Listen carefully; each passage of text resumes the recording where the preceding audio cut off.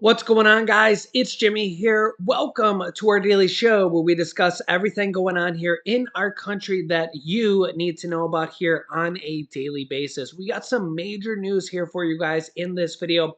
We'll also be going over here the exact date with checks going out to over 3 million Americans in this video as well. We got a lot to go over here actually in this video. Let's jump right in. Here we go. Stocks sinking here yet again today as we had a bit of a rebound here yesterday. The day before we dropped one of the, I think it was the seventh largest stock drop for the Dow Jones Index ever, point wise. Massive, massive drop. I think it was, what was it, 1,300 points in one day. Massive, massive stock drop. Yesterday we had a little bit of a rebound. We're dropping here yet again. Yeah, rough day, rough day. Remember that about 50% of retirees go into retirement with retirement funds, 401ks, IRAs, and we're dropping here yet again today. Yeah, the stock market has been a bumpy ride here this year, and but remember last year was a major win for the stock market. I think the S&P 500 ended up about 27% last year, so we're seeing a little bit of those gains be reduced here a little bit so far this year. We'll have to see what ends up in the in quarter four this year. I'll keep you up to date here, but we are seeing a tentative major win here so far today. Yeah, as you can see here, that is the railroad strike has been averted. And Biden calls this deal a win for America. So this is a massive, massive deal because this would have basically shut down and grinded our goods and almost a lot of different things. I don't want to say almost everything, but kind of that general idea um, to a halt. And we had looked like we were going there, but we have a dramatic turn of events here this morning. Here this morning, the White House announced it has reached a tentative agreement with freight rail workers, avoiding what would have been an economically damaging strike. Talks had previously been stalled over a worker push for improved working conditions, better pay, and lower health care costs. Joining us now to break it all down is Yahoo Finance contributor Kevin Cirilli. Kevin.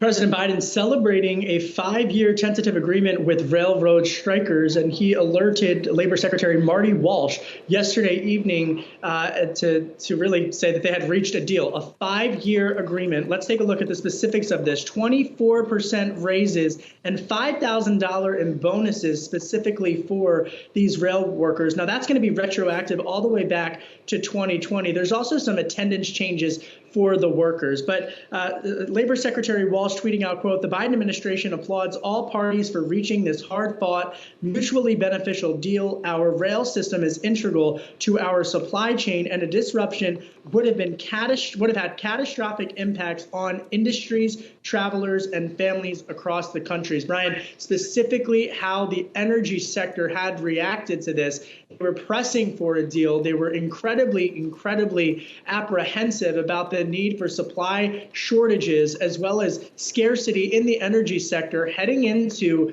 the winter, especially as it relates obviously to crude and of course heating oil. Now, the last time this happened, just to provide a flashback, was 30 years ago, back in the early 1990s, and Congress had to get involved. Now, we should note here that there was bipartisan movement on Capitol Hill that should there have been a strike, that Congress was fully prepared to intervene. But again, Washington, industry, and rail strikers and the administration breathing a collective sigh of relief as this deal has been met. That would have just really been significant supply chain disruptions just a few weeks away from the winter and, of course, from the midterm elections. Kevin, how are the union members expected to vote on this? What does that next step look like? Well, the next step, I think, in terms of the next couple of days that we're going to be watching is whether or not they break the terms of the agreement. But for the president of the United States to come out and to say that there is a deal, for Labor Secretary Walsh to say that there is a deal, and we're seeing the responses trickle in from the business community. The Business Roundtable, for example, had really been pushing for there to be a deal. And I think that what you also saw as it relates to Capitol Hill is that Republicans and Democrats were fully prepared to intervene and still remain fully prepared to intervene should there be any potential hijinks in the next couple of days. But again, this deal being met, this is being celebrated by the administration, and Republicans fully prepared to again enter in the Senate should this not come to fruition, as it is expected to do so. So it hasn't been completed yet, but I will keep you up to date here. This is a very good thing, but yet it could be a very bad thing if it doesn't go through. It would prevent a very bad thing. A strike would be it would cost the United States and the economy and America $2 billion per day, and it could send prices going up here very very dramatically. So I'll keep you up to date here on that. Next up, the World Health Organization says something pretty dramatic that some people are, I don't know, shocked about, skeptical about. Let me know your thoughts here. Check this out. Last week, the number of weekly reported deaths from COVID-19 was the lowest since March 2020. We have never been in a better position to end the pandemic. We're not there yet, but the end is in sight. We can see the finish line. We are in a winning position, but now is the worst time to stop running. Now is the time to run harder and make sure we cross the line and reap the rewards of all our hard work. So it does make sense what he's saying with his analogy there. But the question is, do you think the end of the pandemic is in sight? The White House had previously said here, I'll see if I can bring up a statement. Yes, here we go. That COVID is going to be with us forever, the White House says, which would be, I guess, kind of similar like the flu virus, which is a virus that is, at this point, been with us forever, has not gone away. And the flu virus does kill people every single year. Mostly people vulnerable and, with conditions and stuff like that. But nonetheless, it's still with us every year and it still kills people every year. So, which one do you believe? Do you think it's going to be with us forever? Do you think it's going to be endemic? It's going to be here forever from the White House? Or do you think from the World Health Organization that the end of the pandemic is in sight? Two very, very different quotes there. I don't know. I'd like to think the end is in sight, but at this point, I don't see a end to the virus coming anytime soon. It's not like the virus is ending. They don't have something that is going to end the virus or completely cure the virus at this point. You look here, just here yesterday, we had 115,000 new cases here yesterday. That's 115,000 new people, brand new people, testing positive in one single day. And those are only people that went to official testing facilities or hospitals. That does not include anybody that just took an at-home test, which tens of millions or hundreds of millions of people have. And so it doesn't include any of those people. So who knows how many people actually caught the virus and tested positive yesterday. But 115,724 people tested positive just yesterday alone, only at official testing facilities. So that's a lot. 95 million people plus have tested positive in the US alone. Again, only at official testing facilities. Over 1 million people have died from the virus in the US only, and from the virus or from complications from the virus. And I've seen a lot of people in the comments section say that they have had family members or loved ones that have passed from the virus. My condolences if that has been your loved ones. I've seen a lot of comments of people saying that that has been them. And worldwide, over 6 million people, 6.5 million people worldwide. So let me know your thoughts here. Do you think it's going to be with us forever? Or do you think the end is in sight? Yeah, tough to tell. Next up, the exact date, one-time payments worth up to $250, $500 for married couples, I'll show you here in a second, will be sent out to 3.2 million Americans. And we'll go over some more here in a second. As you've been watching my channel, you know that there's 31 different states, maybe even more at this point, that are sending out stimulus checks, tax rebate checks, property tax checks, and reducing taxes, and the student loan forgiveness that's going out to 43 million Americans on the federal level, and maybe even more coming here with the SNAP and food stamp raise, maybe coming here in about 2 weeks. That would go out to even 40 plus million more Americans. But this right here, exact date, one-time direct payments worth up to $250, $500 for married couples to be sent out to 3.2 million Americans. More than 3 million taxpayers in Virginia are set to receive a rebate check worth up to $250 within weeks. State officials have confirmed that the one-time payment will be sent out starting September 19th, which is in 4 days.